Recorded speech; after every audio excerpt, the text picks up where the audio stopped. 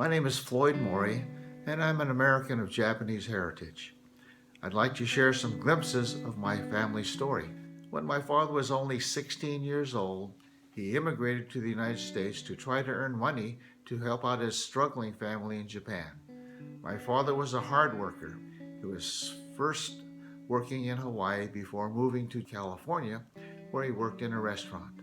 Then he got a job on the railroad laying track across the desert of Nevada. He ended up in Utah where he began farming. Some years later, he returned to Japan to marry my mother and bring her back to Utah. It was there where they started their family, which eventually included 8 children. I am the 4th son and the 7th child of that family. My family was farming when World War II began, and on February 19, 1942, President Franklin D. Roosevelt signed an executive order that allowed the military to force any people from their homes in certain areas. Those of Japanese descent living on the West Coast were removed from their homes and placed in what had become known as American concentration camps. They were clearly a racist action, as only those who were of Japanese ethnicity were forced into the camps. 2/3 of those incarcerated were American citizens. When the war began, people of Japanese heritage, including American citizens, were immediately classified as enemy aliens. They were deemed unfit to serve in the military. But as the war went on, this changed. The U.S. Army required Japanese young men to join the Army. Thousands from the camps and elsewhere volunteered or were drafted. 2 of my brothers answered the call to serve, and one made the ultimate sacrifice when he was killed in the crash of an Army airplane. Our mother was a Gold Star mother, but at that time she was denied the right to become an American citizen.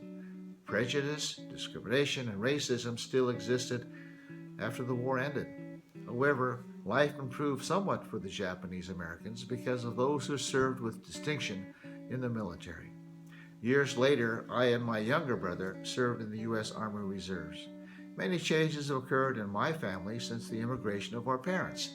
They had 24 grandchildren, and the family continues to grow. I have been fortunate and have had some remarkable experiences in my own life.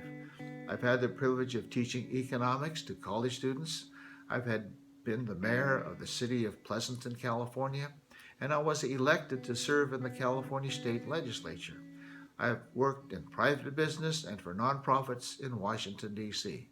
I've had the opportunity to interact with many important and influential people while we worked on problems together. My children and grandchildren are also having great experience. My grandson is studying at the U.S. Air Force Academy, where he has been on the football team. One of my granddaughters runs cross country for her university.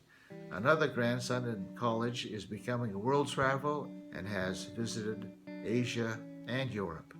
My 17-year-old granddaughter, Mira, has been dedicated to ballet for many years.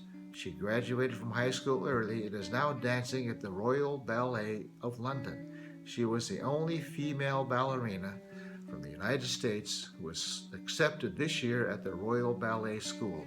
She is pursuing her dreams. Immigrants and their posterity have been an important part of American history and have had much success in this country. President Barack Obama said, quote, "Immigrants have enriched and strengthened the fabric of American life," unquote.